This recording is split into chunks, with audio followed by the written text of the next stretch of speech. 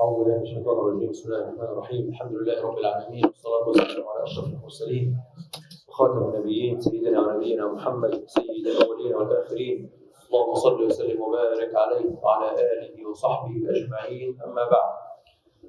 All praise are due to Allah subhanahu wa ta'ala, and may He shower the Prophet Muhammad sallallahu alayhi wa sallam with His blessings and mercy.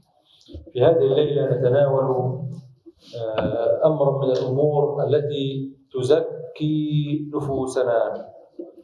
So tonight we will address another item that will, inshallah, purify our souls. ألا وهو ذكر الله.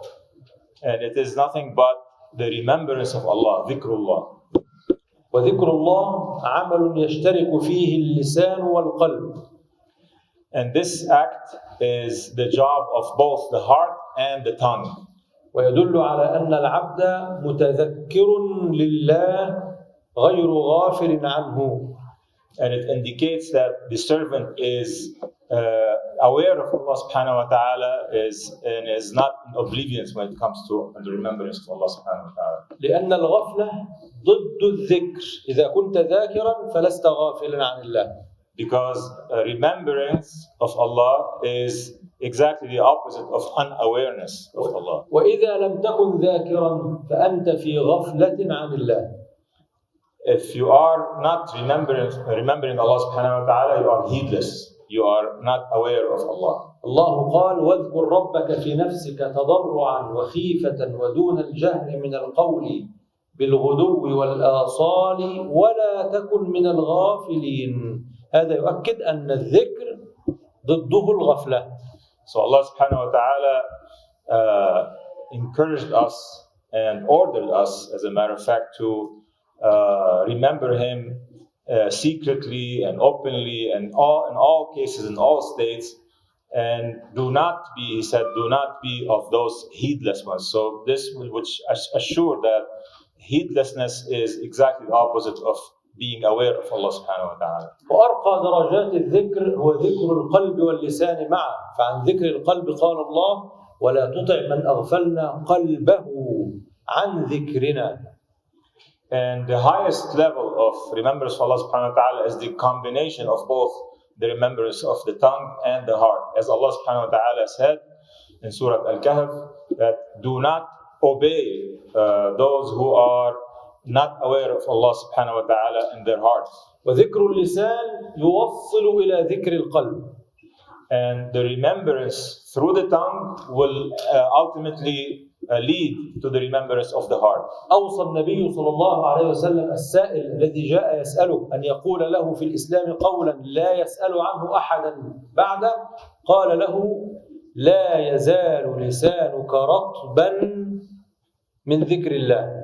So Rasulullah sallallahu alaihi wasallam advised the man who came to him asking for his advice. He said that tell me something that I will not need to ask anyone else about in Islam. He said, keep your tongue always fresh with the remembrance of Allah. إذا ذكر القلب أعلى يليه ذكر اللسان. So the remembrance in your heart is higher than the remembrance through your tongue. بعض الناس لا يذكر الله بلسانه، يقول طالما أن قلبي ليس ذاكرا وليس خاشعا وليس متأثرا فما فائدة ذكر اللسان؟ لن أذكر بلساني. Some people say that there is no benefit, no need. It's useless to remember Allah with my tongue since my heart is unaware, is heedless. I don't even doesn't cross my mind to remember Allah. مع أنه لن يصل إلى ذكر القلب إلا من خلال ذكر اللسان أولا. Although the fact is that he will not or she will not reach the remembrance through the heart except through remembrance through the tongue. فإذا داومت على الذكر باللسان توصلت إلى الذكر بالقلب. So if you continue and if you accustom your tongue to keep remembering Allah subhanahu wa ta'ala, you will ultimately reach, inshallah, the remembrance through your heart. وهي مرتبة أولى المراتب، مرتبة يقظة القلب، أن يكون قلبك يقظا حيا بالذكر. And this is the level of the living heart, that your heart is always alive through remembrance of Allah. يتدبر ما يقوله اللسان ويفهمه. ponder upon what your tongue is, your heart will ponder upon what your tongue is uttering. فإذا ثبت القلب على يقظته عند الذكر انتقل إلى مرتبة أعلى من اليقظة. And if your heart is steadfast upon the remembrance of Allah subhanahu wa ta'ala, continuously steadfast upon that, it will move to a higher level of remembrance. وهي مرتبة الحضور، يعني حضور القلب. And it is the level of presence. Your heart is present. أي تأثره بالذكر تأثرا شديدا. Which means that your heart is actually affected severely with the dhikr, with the remembrance of Allah. حبا أو خوفا، مهابة أو تعظيما. Loving and fearing of Allah subhanahu wa ta'ala. وهو ما يثمر انصراف الذاكر عن كل شواغل الدنيا. Which will ultimately lead the remembering person to turn away from any other thing that would occupy his mind or his heart. فإذا ثبت القلب على مرتبة الحضور داوم عليها انتقل إلى مرتبة أعلى منها.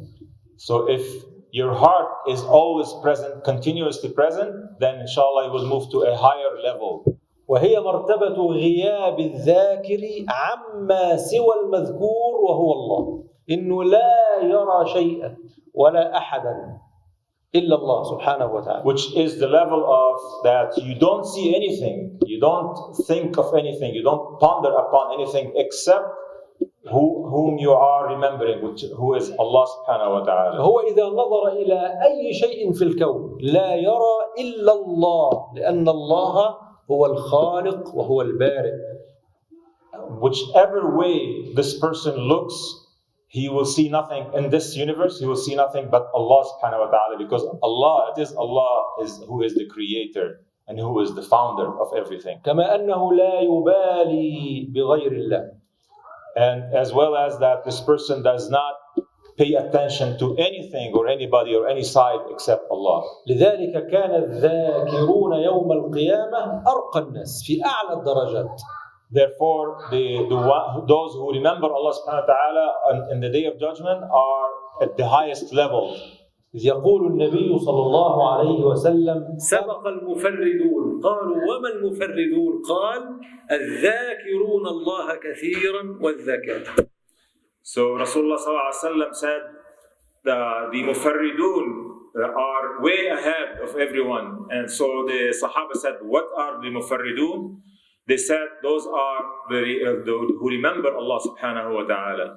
إذن الشاهد في حديثنا اليوم ألا تترك ذكر الله باللسان بحجة أن يعني قلبك منشغل، ليس حاضرا، ليس يقظا، ليس ذاكرا، فقط باللسان لا قيمة له. لا، هذا مدخل من مداخل الشيطان عليك. So one of the gates of shaitan to enter into one's head is that if you are not aware of Allah, if Allah subhanahu wa ta'ala is not present in your heart, why are you wasting your time and remembering Him with your tongue? So you should not do this. The Sheikh is advising this is a gate of shaitan. Do not do that. Do not listen to this. Keep uttering the remembrance of Allah subhanahu wa ta'ala regardless what the state of your heart is. لذلك قال ابن عطاء الله رحمه الله. And that's why Ibn Ata'illah, may Allah have mercy upon his soul, said, لا تترك الذكرى لعدم حضورك مع الله فيه. Do not leave the remembrance of Allah subhanahu wa ta'ala behind just because you are not present or your heart is not present in it. لأن غفلتك عن وجود ذكره لأن غفلتك عن وجود ذكره ذكر الله يعني. نعم. Because your unawareness of remembering Allah subhanahu wa ta'ala, لأن غفلتك عن وجود ذكره أشد من غفلتك في وجود ذكره. نعم. أن تكون غافلا عن ذكره تماما هذه أشد من أن تكون ذاكرا بس في غفلة وأنت تذكره.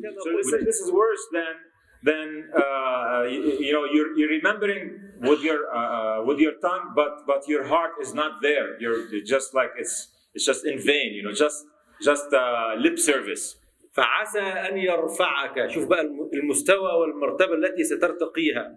فعسى أن يرفعك من ذكر مع وجود غفلة إلى ذكر مع وجود يقظة. So maybe Allah subhanahu wa ta'ala, the hope is that He will elevate you from uttering the dhikr without the presence of your heart to another level of combination of both the heart and the tongue. ومن ذكر مع وجود يقظة إلى ذكر مع وجود حضور. And from another level now of remembrance of the heart that is aware of Allah subhanahu wa ta'ala to a heart that is present always with the remembrance of Allah subhanahu wa ta'ala. ومن ذكر مع وجود حضور مرتبة الأعلى ومن ذكر مع وجود حضور. And from this level of the remembrance with the presence of the heart إلى ذكر مع وجود غيبة عما سوى المذكور وهو الله. To a level of remembrance of Allah subhanahu wa ta'ala with the absence of anything but Allah subhanahu wa ta'ala in your heart. إذن ذكر الله حياة. الذاكرون لله أحياء وغير الذاكرين أموات. Therefore, the conclusion is that the remembrance of Allah subhanahu wa ta'ala is a life. It gives you life, it gives the heart a life. And those who are unaware, those who don't remember Allah subhanahu wa ta'ala are not alive by the heart. لا تدع الذكر لا باللسان ولا بالقلب. وأضعف الإيمان إذا لم يوجد ذكر القلب احرص على وجود ذكر اللسان. So do not leave the remembrance of Allah subhanahu wa ta'ala with the heart and with the tongue. But the minimum you could do, if you're struggling with the remembrance of the heart, at least keep uttering the remembrance of Allah subhanahu wa ta'ala with your tongue. رسولنا صلى الله عليه وسلم كان يذكر الله على كل أحيانه وفي كل أوقاته وأحواله. Rasulullah sallallahu alaihi wasallam used to remember Allah subhanahu wa ta'ala at every aspect in his life, at all the time. ما كان يمنعه من الذكر إلا الخلاء أو إن كان مع زوجته في الفراش. And he would not stop remembering Allah subhanahu wa ta'ala except if he is using relieving himself or if he is with his wife. وما عدا ذلك في كل الأحوال كان اللسان والقلب في أرقى وأعلى درجات الذكر من رسولنا صلى الله عليه وسلم. But other than that, Rasulullah sallallahu alaihi wasallam used to remember Allah subhanahu wa ta'ala and the best quality that one could achieve in the remembrance of Allah subhanahu wa ta'ala. والذاكرين الله كثيرا والذاكرات أعد الله لهم مغفرة وأجرا عظيما.